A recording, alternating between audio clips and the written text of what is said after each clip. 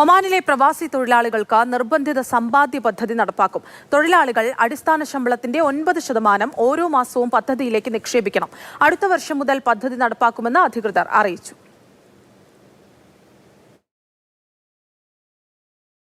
പ്രവാസി തൊഴിലാളികൾക്ക് സാമ്പത്തിക സുരക്ഷിതത്വം ഉറപ്പാക്കുന്ന വിവിധ പദ്ധതികളാണ് ഒമാൻ പ്രഖ്യാപിച്ചത്. ഇതിൽ പ്രധാനമാണ് തൊഴിലാളികൾക്കുള്ള നിർബന്ധിത സമ്പാദ്യ പദ്ധതി. പ്രവാസി തൊഴിലാളിയുടെ അടിസ്ഥാന ശമ്പളത്തിന്റെ 9% നിർബന്ധിത സമ്പാദ്യ പദ്ധതിയിലേക്ക് മാറ്റിവെക്കും. തൊഴിൽ കരാർ അവസാനിപ്പിക്കുമ്പോഴോ മാതൃരാജ്യത്തിലേക്ക് മടങ്ങുമ്പോഴോ തൊഴിലാളികൾക്ക് പണം തിരിച്ചു കിട്ടും. ഇതിലൂടെ തൊഴിലാളികൾക്ക് ജോലിയില്ലാത്ത കാലത്തും സാമ്പത്തിക സുരക്ഷ ലഭിക്കുമെന്നാണ് വിലയിരുത്തൽ.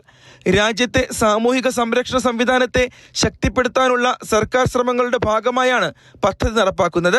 2026 മുതൽ 2028 വരെ ഘട്ടം ഘട്ടമായി വിവിധ ഇൻഷുറൻസ് പദ്ധതികളും സാമൂഹിക സംരക്ഷണ പദ്ധതികളും തൊഴിലാളികൾക്കായി നടപ്പാക്കും.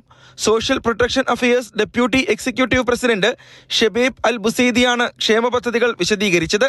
അടുത്ത വർഷം തൊഴിലാളികൾക്കായി സിക്ക് ലീവ് ഇൻഷുറൻസ് പദ്ധതി ആരംഭിക്കും. ജീവനക്കാരുടെ ശമ്പളത്തിന്റെ 1% സംഭാവനയായി സ്വീകരിക്കുകയും അസുഖങ്ങൾ ഉണ്ടാകുമ്പോൾ പണം നൽകുകയും ചെയ്യുന്നതാണ് പദ്ധതി. 2028 മുതൽ ജോലിക്കിടെ ഉണ്ടാകുന്ന പരിക്കുകൾക്ക് ഇൻഷുറൻസ് ലഭിക്കുന്ന മറ്റൊരു പദ്ധതി കൂടി നടപ്പാക്കുമെന്നും അധികൃതർ അറിയിച്ചു. Mathrubhumi news, Muscat.